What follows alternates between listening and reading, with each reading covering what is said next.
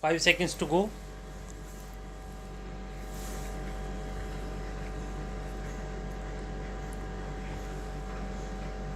Start.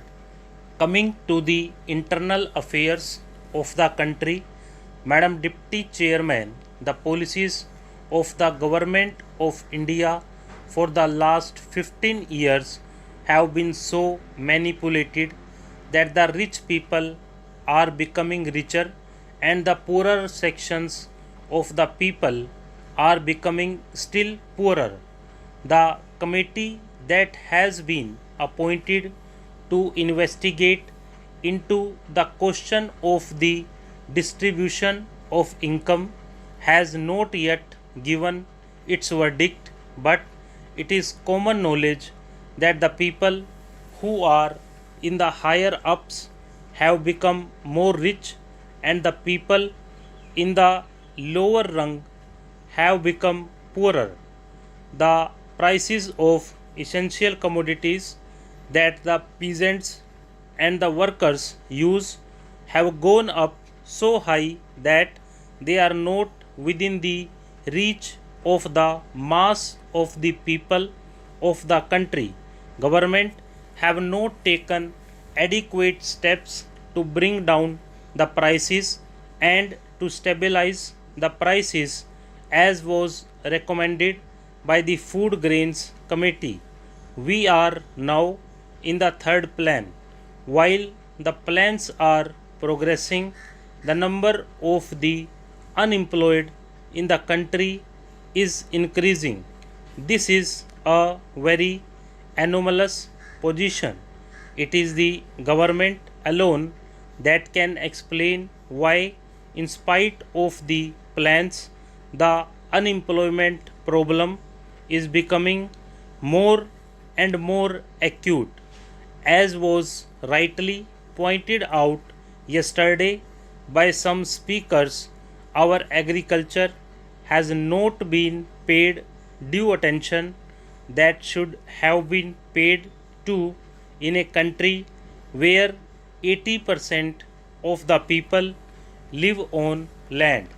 Some 3 or 4 years back, when Mr. Ajit Prasad Jain was the Food and Agriculture Minister, he was made to resign under shady circumstances as one who had proved not capable of solving the food problem in the country.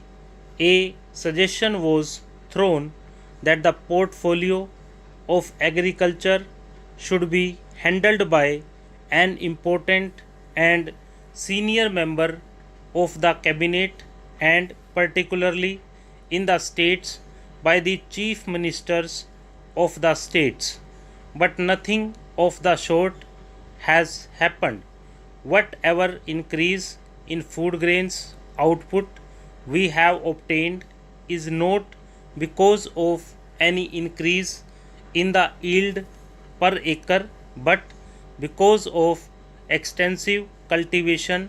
More land has been brought under cultivation and some irrigation facilities have now been provided, but the increase that we have seen is not in keeping with the demand that is necessary for us to feed 400 millions in India. So, whatever industrial development we want, the basic factor is that our agricultural economy should be improved. For that, all efforts should be made, more fertilizers should be used, and new methods of cultivation should be employed for growing more food crops and for growing other cash crops. In a review that was published by the Planning Commission itself, they have pointed out that there is acute shortage of power in more than 50% of the states in India. We have accepted a planned economy. We have completed 2 plans and we are now in the third plan.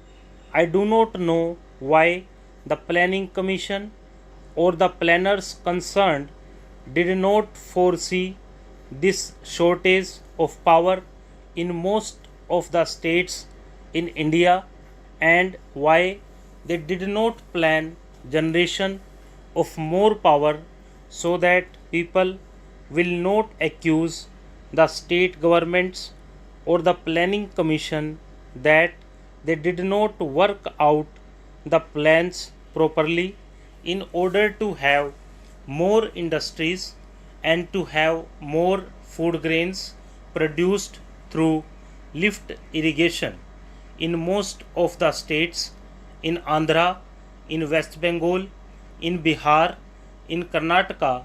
There is power shortage. Whatever power is available now is being rationed.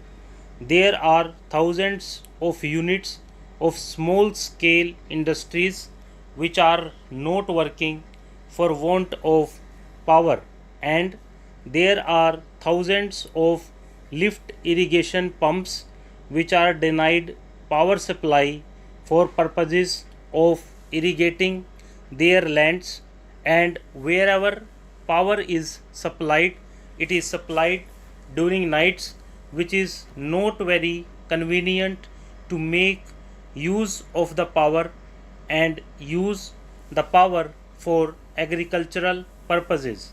The finance minister, in the statement that he made in the Lok Sabha and which was placed before us, has stated that it was assessed that for the successful implementation of the plan, even after taking every possible measure for the development of our exports, which clearly must be given the highest priority, we would need external assistance of the order of rupees 2600 crores, and we have, however, been less successful in obtaining and utilizing the external assistance required for financing the imports necessary for our developing economy, to industrialize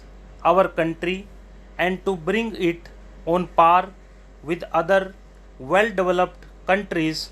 We do need assistance, financial, technical, and other assistance. The finance minister was so hopeful that he was getting rupees 2600 crores of foreign aid from Aid India Club and other countries, but now he is not hopeful of getting that amount which is necessary to fulfill the targets in the third 5-year plan. Stop.